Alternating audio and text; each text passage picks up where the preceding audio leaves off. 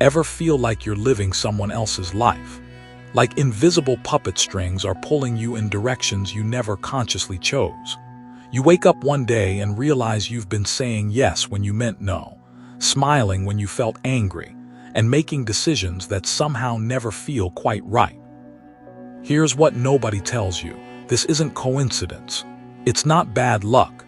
It's systematic psychological manipulation, and it's happening to you right now. You see, while you've been busy being a good person, playing by the rules, trying to keep everyone happy, there's a whole other game being played. A game where your emotions are the chess pieces, your insecurities are the weak spots, and your desire to be liked is the weapon used against you. The players, they're not cartoon villains twirling mustaches. They're your boss, your partner, your family members, your friends. Sometimes they don't even know they're playing, but they're winning, and you're losing pieces of yourself every single day. Right now, as you're watching this, take a moment. Think about the last time you did something you really didn't want to do, not because you had to, but because someone made you feel like you should. Feel that knot in your stomach. That's your intuition screaming that something's wrong. But here's the twisted part. You probably felt guilty for even having that feeling. That's how deep this goes. If you've ever wondered why some people seem to effortlessly get their way while you struggle to speak up for yourself, hit that subscribe button. This isn't just about recognizing manipulation. It's about rewiring your entire approach to human interaction. Because once you see the matrix, you can't unsee it. Let me tell you something that will shake your understanding of human nature. Every conversation you have, every relationship you maintain, every interaction at work or home operates on invisible power dynamics. Most people stumble through these blindfolded, reacting emotionally, making decisions from fear or guilt or desperate need for approval. But there's another way to live. A way where you see the game being played and decide whether you want to participate on your terms or not at all. The manipulation tactics being used on you aren't random. They're surgical, precise. They've been tested and refined over centuries of human interaction. When someone compliments you right before asking for a favor, that's not coincidence. When they share a personal struggle before making a request, that's not authentic vulnerability. When they make you feel special, chosen, different from everyone else, then gradually introduce expectations, that's a formula. A psychological recipe that works because it hijacks your basic human need for connection and belonging. But here's where it gets really disturbing. The most effective manipulators aren't the obvious ones. They're not the aggressive, demanding types you can easily identify and resist. They're the subtle ones. The ones who never raise their voice, never make direct demands, never seem to want anything at all. Instead, they create situations where you offer, where you volunteer, where you convince yourself that giving them what they want was your idea all along. Think about it. When was the last time you found yourself explaining your decisions to someone? Not because they asked, but because you felt you had to. When did you last change your plans because someone sighed deeply and mentioned how disappointed they were? When did you apologize for something that wasn't really your fault, just to smooth things over? These aren't isolated incidents. They're symptoms of a systematic pattern where your emotional responses are being carefully managed by people who understand how to push your buttons. The scariest part isn't that this is happening. It's how normalized it's become. We live in a world where emotional manipulation is so common, so accepted, that we mistake it for normal human interaction. We call it caring when someone guilt trips us into compliance. We call it love when someone makes their happiness dependent on our behavior. We call it loyalty when someone demands we sacrifice our boundaries for their comfort. Your vulnerability isn't a character flaw. It's human nature. But understanding your specific weak spots, that's power. Some people are hardwired to avoid conflict, so they'll agree to almost anything to keep the peace. Others are addicted to being needed, so they'll overextend themselves to feel valuable. Some are terrified of abandonment, so they'll tolerate toxic behavior rather than risk being alone. And some are so hungry for approval that they'll contort themselves into whatever shape others seem to want. These aren't moral failings. They're psychological patterns that developed for good reasons, probably in childhood, probably as survival mechanisms. But what helped you survive then might be making you vulnerable now. The very traits that make you a good person, empathy, loyalty, forgiveness, the desire to help, these can be weaponized against you by people who understand human psychology. Here's what's really happening in your daily interactions. When someone approaches you with a request, they're not just asking for something. They're reading your body language, your tone, your energy level. They're calculating the best approach based on what they've observed about your personality. They're timing their request for when you're most likely to say yes. They're framing it in a way that makes refusal feel selfish or cruel or unreasonable. This isn't paranoia. This is human nature. We all do this to some extent, often unconsciously. But some people have turned it into an art form. They've studied what makes people tick, and they use that knowledge strategically. They know that if they approach you when you're busy, you're more likely to agree quickly just to end the conversation. They know that if they make their request seem urgent, you're less likely to think it through. They know that if they make you feel guilty for hesitating, you'll override your own judgment to prove you're not selfish. The manipulation doesn't always look like manipulation. Sometimes it looks like someone who's just overwhelmed and needs help. Sometimes it looks like someone sharing their feelings and being vulnerable. Sometimes it looks like someone offering opportunities or favors. But underneath the surface presentation, there's often a calculated strategy designed to get you to behave in ways that serve their interests. You know what's really messed up? The people who are best at this often target the kindest, most conscientious people, because those are the people who feel guilty for saying no, who second-guess their own perceptions, who give others the benefit of the doubt even when their gut is screaming warnings. If you're someone who prides yourself on being understanding, helpful, or fair, you're actually more vulnerable to manipulation than someone who's naturally suspicious or selfish. This creates a perverse dynamic where your good qualities make you a target. Your empathy becomes a vulnerability. Your loyalty becomes a leash. Your desire to be fair becomes a tool others use to get more than their fair share. And the worst part, when you finally recognize what's happening and try to set boundaries, you're often made to feel like you're being unreasonable, ungrateful, or mean. But here's something crucial you need to understand. Recognizing manipulation doesn't mean becoming cynical or suspicious of everyone. It means developing discernment. It means learning to distinguish between genuine requests and psychological manipulation. It means understanding the difference between someone who occasionally needs help and someone who consistently uses emotional tactics to get their way. Real relationships are based on mutual respect and reciprocity. If you're always the one giving, compromising, adjusting, apologizing, that's not a relationship. That's a power dynamic disguised as a relationship. Healthy people don't need to manipulate others to get their needs met. They ask directly, accept no for an answer, and find win-win solutions. They don't make their emotions your responsibility or their problems your emergency. So how do you protect yourself without becoming cold or closed off? First, you learn to recognize your own patterns. What triggers you to say yes when you want to say no? Is it the fear that someone will be angry? The worry that they'll think less of you? The belief that good people always help others, even at their own expense? Once you identify your specific vulnerabilities, you can start to notice when they're being activated. Next, you practice the pause. When someone makes a request that triggers your automatic yes response, you learn to say, "Let me think about it and get back to you." This simple phrase buys you time to evaluate the request rationally instead of responding emotionally. It also tends to reveal people's true intentions pretty quickly.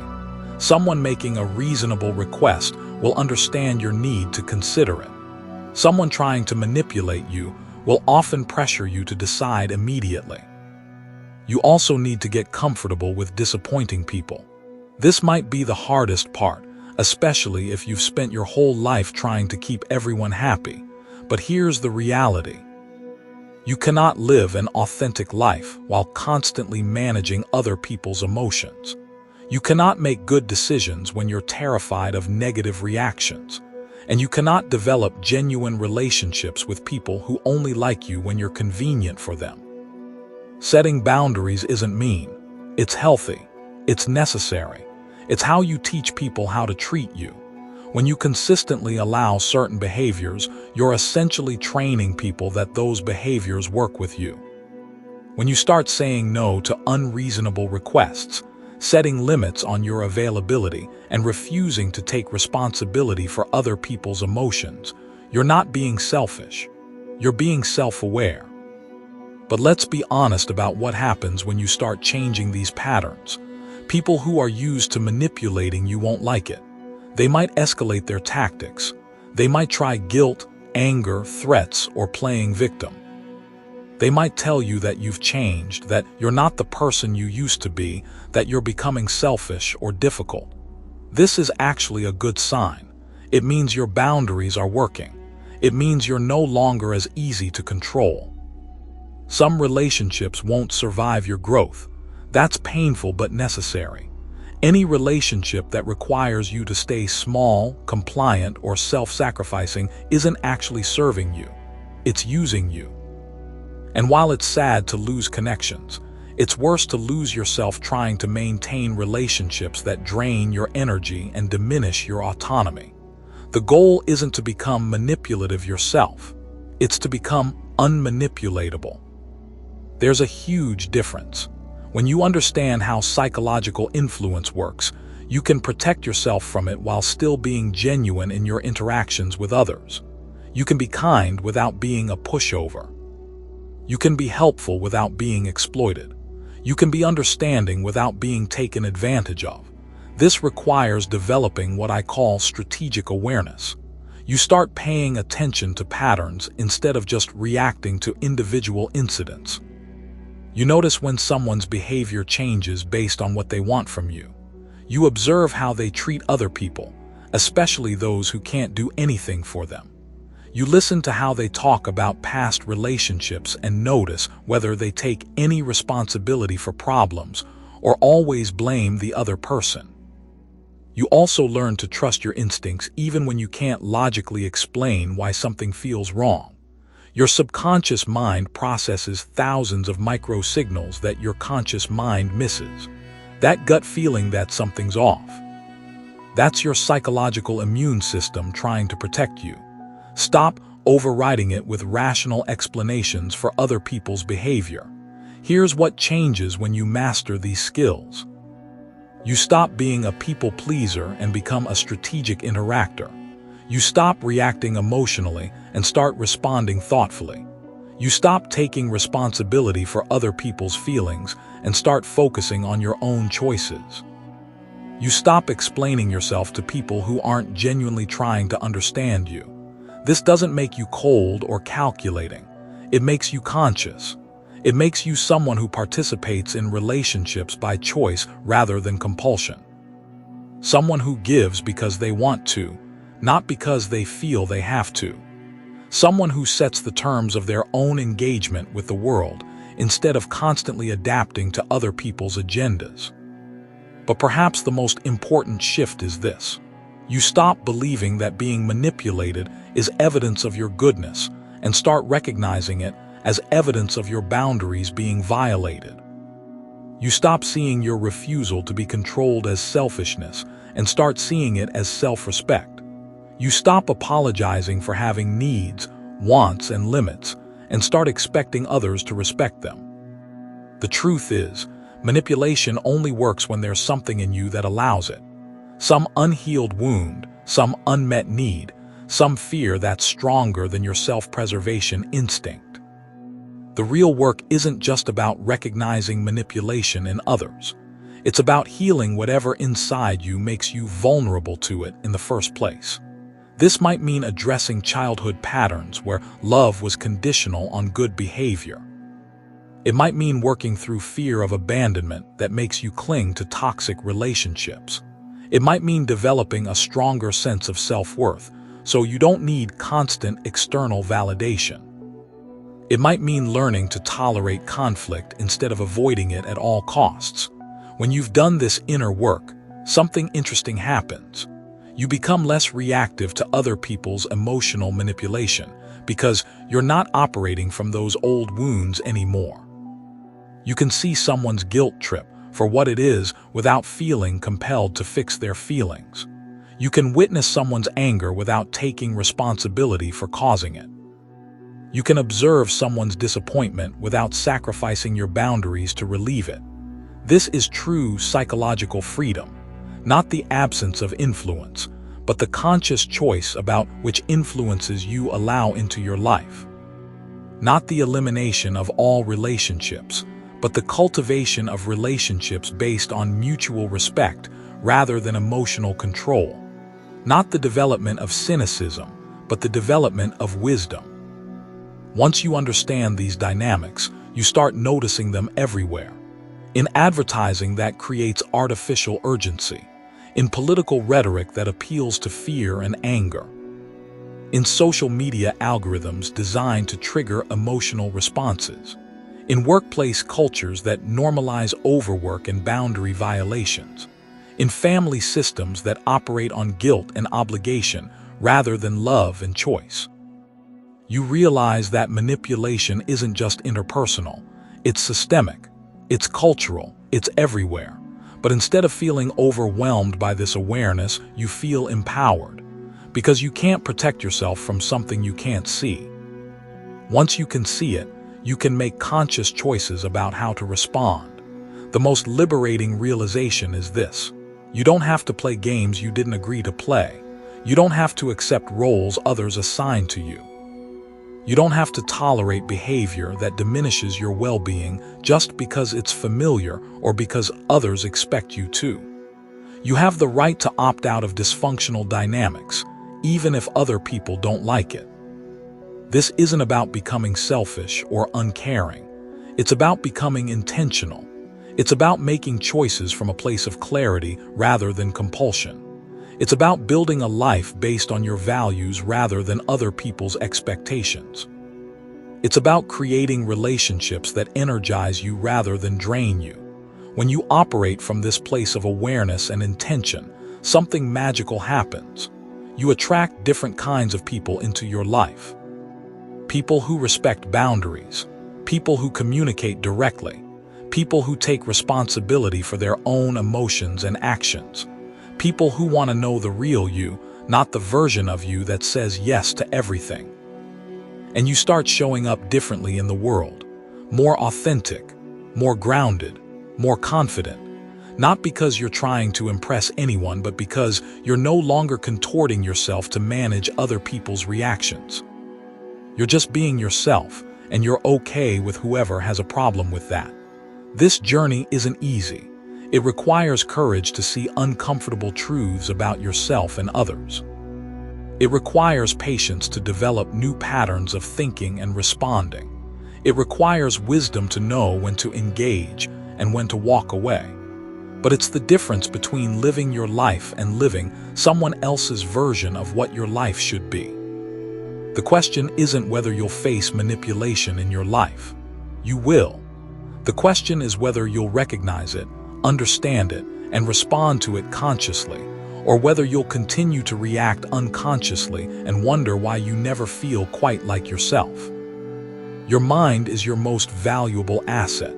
Your emotional energy is your most precious resource. Your time and attention are finite and irreplaceable. Stop letting other people make decisions about how these get allocated. Stop handing over control of your inner world to anyone who knows how to push your buttons. Start right now. Notice what you're feeling as you process this information. Notice any resistance, any urge to dismiss these ideas, any fear about what it might mean to start living differently. Those reactions aren't random. They're information about where your vulnerabilities lie and what kinds of changes feel threatening to the parts of you that have adapted to being controlled. The path forward isn't about becoming invulnerable. It's about becoming conscious. It's about understanding your own psychology well enough to make decisions from wisdom rather than impulse. It's about developing the strength to be disliked by some people in order to be truly loved by others. It's about choosing relationships and situations that support your growth rather than exploit your goodness. What will you do with this awareness? How will you start reclaiming your autonomy? Which relationships will you reevaluate? Which patterns will you interrupt? Which boundaries will you finally enforce? The choice is yours, and for perhaps the first time in a long time, you're making it with full awareness of what's at stake.